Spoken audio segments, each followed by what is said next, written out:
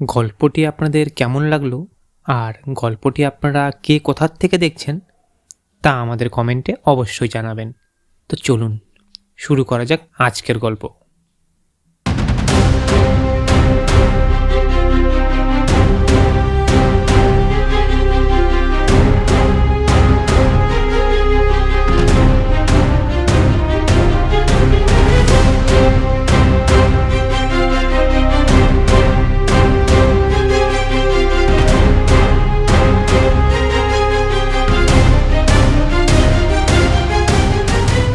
ভৈরব গ্রামে আসার পর থেকে গ্রামের হঠাৎ এক অদ্ভুত পরিবর্তন শুরু হতে থাকে। রোদ ঝলমলে আকাশ হঠাৎ করে যেন কালো মেঘে পরিণত হয়ে যায়। চারিদিকে হাওয়া বইতে থাকে, যেন কোনো দুর্যোগ আসতে চলেছে। গদাই আর ভৈরব তখন গদায়ের বাড়ি যাওয়ার পথে রওনা দিয়েছে। হঠাৎ করেই ভৈরবের সামনে বিরাট এক বড় গাছের ডাল ভেঙে পড়ল। বাবা, এসব হঠাৎ কি হচ্ছে? সকালে তো সব কিছুই ঠিক ছিল, এরকম দুর্যোগ যে হবে তা তো বোঝাই যায়নি। আরে এটা কোনো দুর্যোগ নয়, এটা ঘটাচ্ছে যে তোদের গ্রামের ক্ষতি করছে। সে বুঝতে পেরে গেছে আমি গ্রামে এসেছি।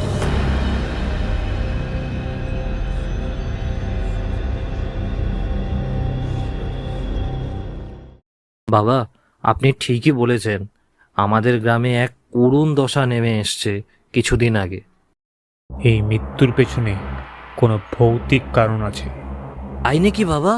তাহলে আমাদের কি হবে? আমাদের কি এই বিপদ থেকে কেউ রক্ষা করতে পারবে না? একবার ওই পুকুরের সামনে চলতো, আমার মনে হচ্ছে ওই পুকুরের সামনে কিছু হতে পারে। এত রাতে সেই পুকুর পাড়ে ব্যাপারটা খুব ভয় ভয় লাগছে। চল চল, আমি তো আছি, তুই তো আর একা যাবি না, আমি যাব তোর সাথে। নিঝুম সেই রাতে তারা দুজনে পুকুর পাড়ে যাওয়ার জন্য রওনা দেয়।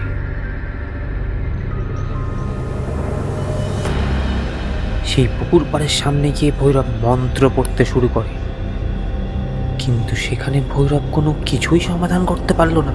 খোদাই তখন জিজ্ঞেস করলো, বাবা, কিছু কি বুঝতে পারলেন যে কিসের জন্য সবাই এই পুকুরেই মারা যাচ্ছে? চল এখান থেকে।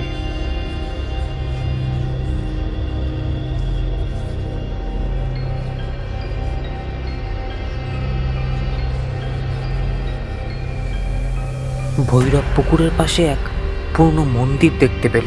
কিছুটা সন্দেহ হলো তার, কিন্তু তাও সেই রাতে ওই মন্দিরে না ঢুকে সে চলে গেল।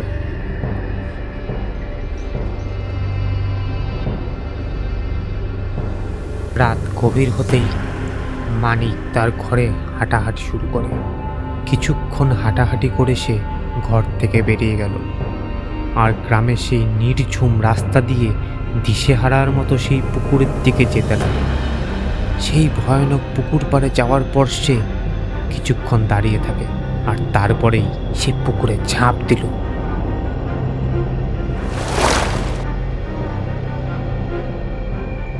পরের দিন সকালে গ্রামের সবাই দেখতে পেল সেই ভয়ানক দৃশ্য। ভৈরবও সেখানে গেল, দেখল মানিকের সেই নিথর দেহটা পুকুরের জলে ভাসছে।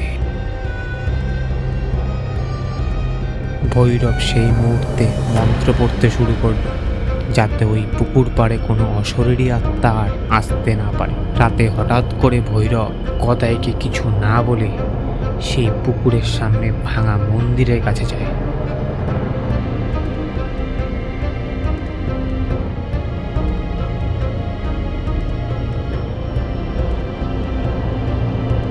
মন্দিরের ভিতরে গিয়ে সে অনুভব করে কোনো যজ্ঞ হচ্ছে সেখানে, কিন্তু সেটা দেখা যাচ্ছে না। ভৈরব মন্ত্র পড়তে শুরু করে।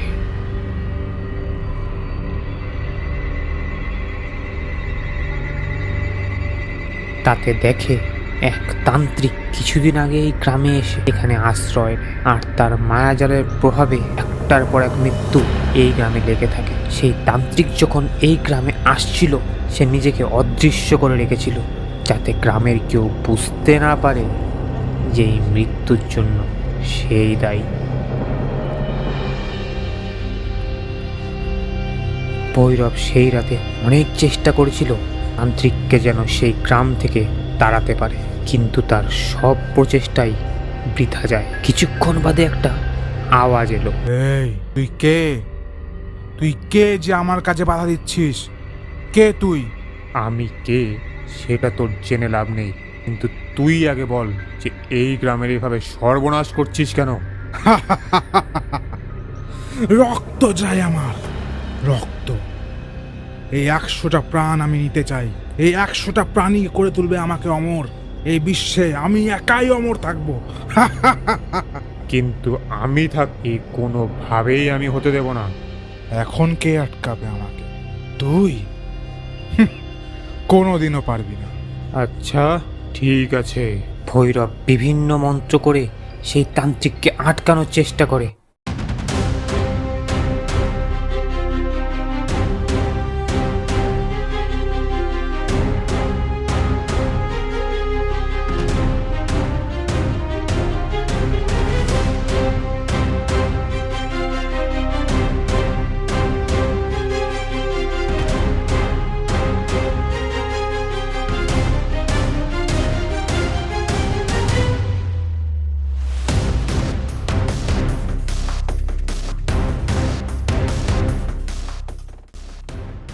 কিন্তু সে কিছুই করতে পারে না।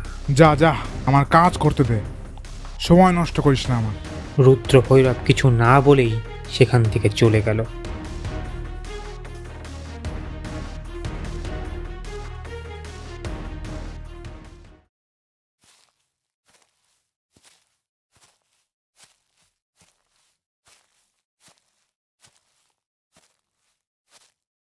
রাস্তায় তার গদায়ের সাথে দেখা হয়। বাবা, আপনি কোথায় চলে গিয়েছিলেন? আমি আপনাকে চারোদিকে খুঁজে যাচ্ছিলাম। শোন, আমি তোদের পুকুর পাড়ের ভাঙা মন্দিরের কাছে গেছিলাম, আর গ্রামের ওই মৃত্যুর পিছনে কে দায়ী সেটাও আমি জেনে ফেলেছি। ও তাই বাবা, আমাদের কি এই বিপদ থেকে কোনো রক্ষা পাবো না? আমাদের কোনো রকম কি রক্ষা হবে না বিপদ থেকে? এখন বাড়ি চল, কাল সকালে আমাকে এক মহাযজ্ঞে বসতে হবে, বুঝলি? আর তোকে একবার পাশের গ্রামে যেতে হবে।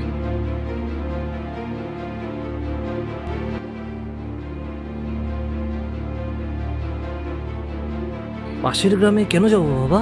পাশের গ্রামে আমার বাড়ি গিয়ে আমার একটা অস্ত্র, মানে আমার মায়াবী ত্রিশূলটা নিয়ে আসবি।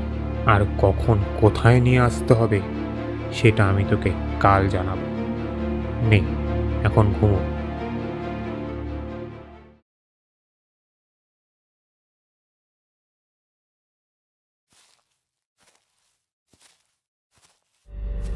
আমাকে এখন যজ্ঞে বসতে হবে, তুই যা, আর সন্ধ্যের মধ্যে নিয়ে আসবি সেই পুকুর পাড়ের সামনে।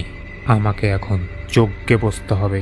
সেই মতো গদাই চলে গেল, আর মহাযজ্ঞ শুরু হলো। নানা রকম মন্ত্র সাধনার দ্বারা সে নিজেকে আরো শক্তিশালী করে তুলতে লাগলো।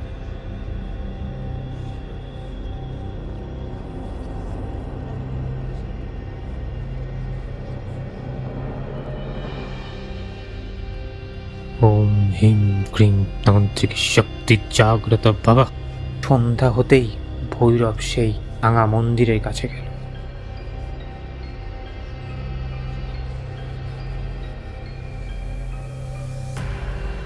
সেই ভাঙা মন্দিরের সামনে যেতেই সেই তান্ত্রিক রেগে বলে উঠল, এই তুই তুই আবার এসছিস? তুই আমার কাজে অনেক বাধা দিচ্ছিস। না, তোকে মেরেই ফেলবো আজ। তাদের মধ্যে এই সংঘর্ষ চলতেই থাকে।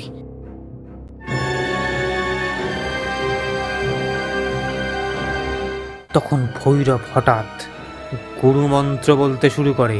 ওম হিম ক্রিম তান্ত্রিক শক্তি জাগ্রত বাবা। তান্ত্রিক তার নিজের রূপে ফিরে আসে।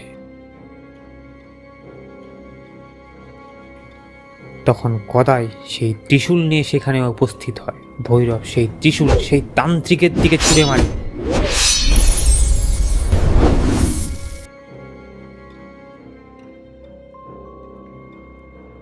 সেই তান্ত্রিকের মৃত্যু ঘটে।